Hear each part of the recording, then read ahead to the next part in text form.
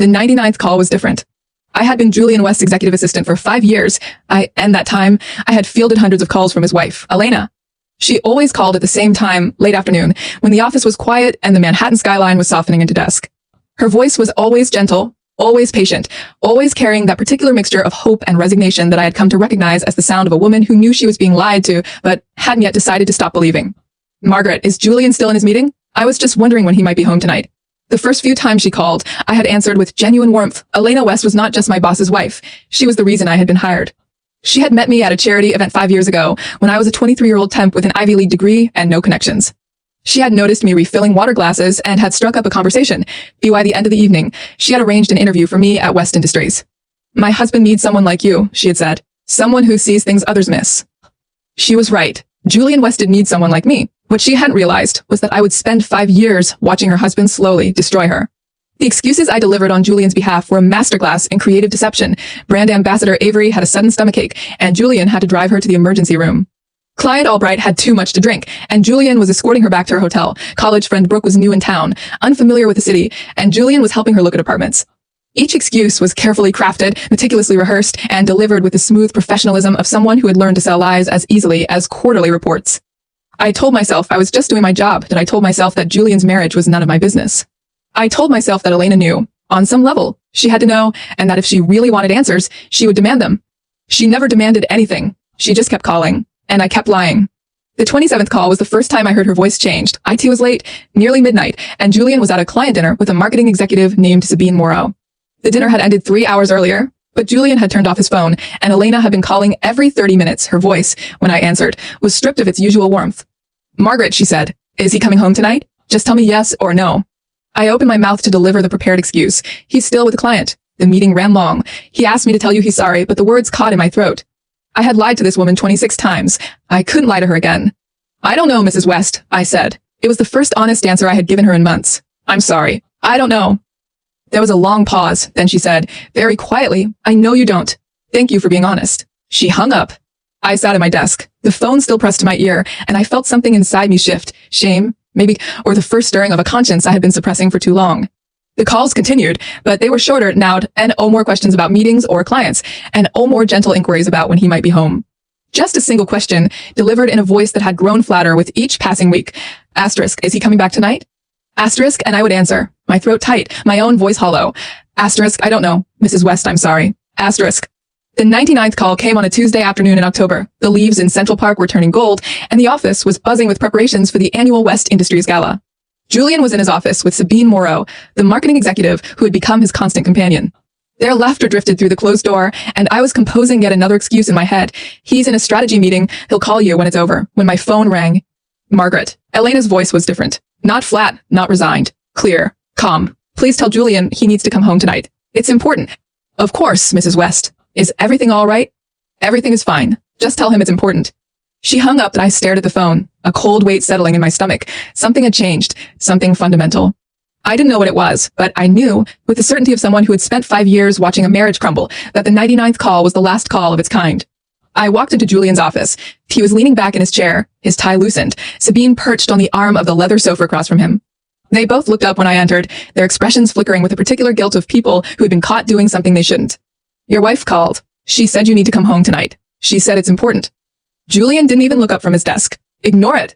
I'll buy her something expensive later. A necklace, maybe. That always works." "I don't think a necklace is going to work this time, Mr. West." He waved his hand dismissively. "She's been saying that for years. She never follows through. Just handle it, Margaret. That's what I pay you for." I opened my mouth to respond, to tell him that I'd been handling it for 5 years, that I'd lied to his wife 99 times, that the woman on the other end of those calls had slowly transformed from hopeful to hollow, and that whatever was coming next was something no amount of expensive jewelry could fix. But Julian had already turned back to Sabine, his attention sliding away from me like water off stone. I walked back to my desk. I sat down and I stared at the phone, waiting for the 100th call that I knew would not come. And I thought about Elena West, the woman who had given me my career, who had believed in me when I was nothing but a temp refilling water glasses, who had spent 5 years being systematically erased by a man who thought a necklace could fix anything. I had been Julian West's accomplice for 5 years, his shield, his alibi, his loyal assistant who always covered for him, but I was done being his accomplice. Whatever Elena West is planning, I would not stand in her way. Whatever came next, she had earned it, and he had earned whatever was coming for him too. The Wife's Account by Elena Vance West. The 100th call was a lawyer. I didn't call Margaret. I didn't call Julian. I called the best divorce attorney in the state of New York, a woman named Margaret Vance Jen, who, by a strange coincidence, shared my maiden name and, I would later learn, was my mother's second cousin.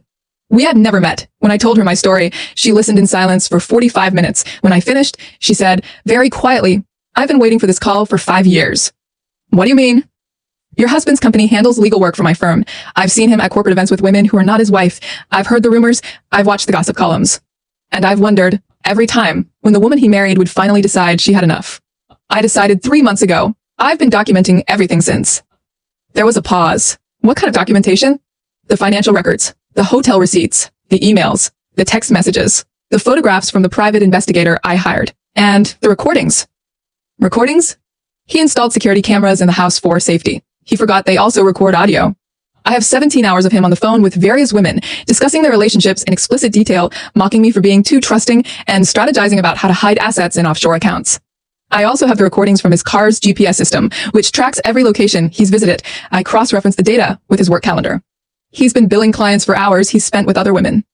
Margaret Vance Jen was silent for a long moment. Then she laughed, a cold, sharp sound that was more admiring than amused. Mrs. West, you have just handed me the most comprehensive divorce filing I have ever seen. When do you want to file? There's a board meeting on Friday. He's presenting the quarterly earnings report. The entire board will be there. The shareholders. The press. I see. And you want to serve him at the board meeting? No. I want to serve him at the board meeting and present the evidence to the shareholders. If he's going to lose everything, I want him to lose it in front of everyone. The laugh came again, warmer this time. Your mother would be proud of you. She was the same way, patient, quiet, and absolutely lethal when the moment came. Welcome to the family, Elena. Let's get to work. The board meeting was held in the West Industries Executive Conference Room on the 42nd floor of the company's Manhattan headquarters. The room was a cathedral of glass and steel, with floor-to-ceiling windows overlooking the city. 23 board members sat around a mahogany table that had been in Julian's family for 3 generations. Julian stood at the head of the table, resplendent in a charcoal Brioni suit, his quarterly earnings presentation glowing on the screen behind him. Sabine Moreau was seated in the corner, ostensibly there to take notes as the marketing liaison. She was wearing a red dress that was entirely inappropriate for a board meeting, and she kept glancing at Julian with an expression of barely concealed possessiveness. They thought they were being subtle. They were not. Ladies and gentlemen, Julian began, his voice warm and confident. I'm pleased to report that West Industries has achieved record growth this quarter. Our revenue is up 17%. Our stock price is at an all-time high, and our new partnership with Moreau Marketing, he gestured toward Sabine, who preened visibly, has opened doors we never thought possible. The doors to the conference room opened. I walked in. I was wearing a charcoal suit, my grandmother's pearls at my throat, my posture straight, my expression calm. Behind me walked Margaret Vance Jen and 2 junior attorneys carrying boxes of documents. Behind them walked a process server and a representative from the SEC. Julian's smile froze. Elena, what are you doing here? This is a private board meeting. You can't just. I'm not just doing anything, Julian, that I'm filing for divorce. I placed the documents on the mahogany table. I'm also providing the board with evidence of your financial misconduct. And I'm here to watch you lose everything. Sabine shot to her feet. What evidence? Julian hasn't done anything wrong. This is a vindictive paranoid. I pressed a button on the remote in my hand. The screen behind Julian, the one that had been displaying his quarterly earnings, flickered and went dark. Then it filled with documents, hotel receipts, bank statements, emails, text messages, the security camera audio recordings, transcribed and annotated, the GPS data from his car, cross-referenced with his work calendar.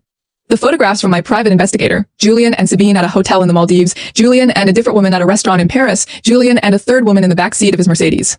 Julian West has been embezzling from this company for 5 years, I said, my voice steady. He has been billing clients for hours he's spent with various women. He has been hiding assets in offshore accounts in preparation for a divorce he assumed was coming. He has been using company funds to pay for hotels, jewelry, and vacations with at least 4 different mistresses. And he has been doing all of this while telling his wife, me, that the reason he couldn't come home was because he was working late. The boardroom erupted.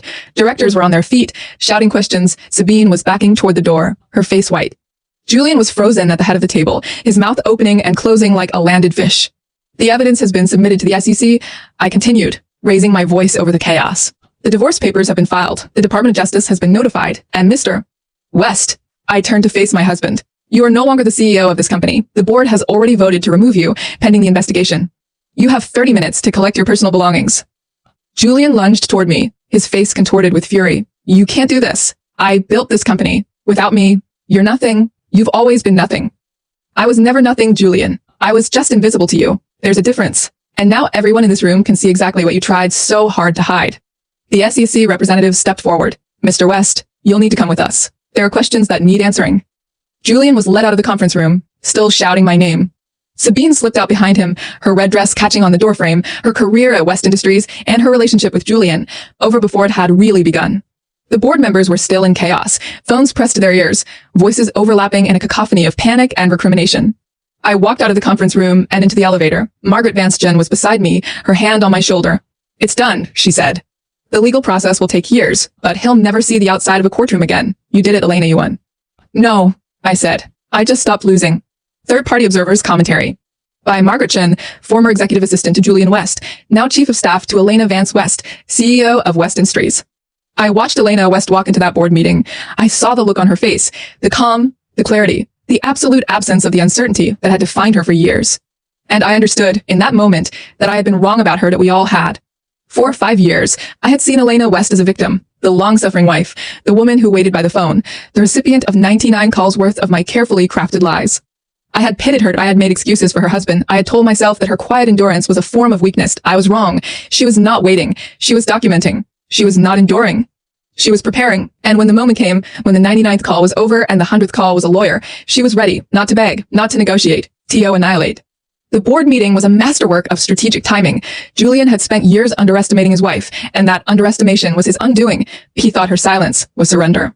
It was surveillance. He thought her patience was passivity. That IT was planning. He thought the security cameras he installed to protect the house would also protect him. They became the primary evidence of his crimes. I think often about the 99th call, the one where she didn't ask when he was coming home, the one where she just said, "Tell him it's important." I have replayed that call in my mind 100 times, and only now do I understand what I was hearing. IT was not defeat. IT was a door closing. She had stopped asking because she no longer needed the answer. She already knew what she was going to do. The most important lesson I have learned, the woman who stops asking, "When are you coming home?"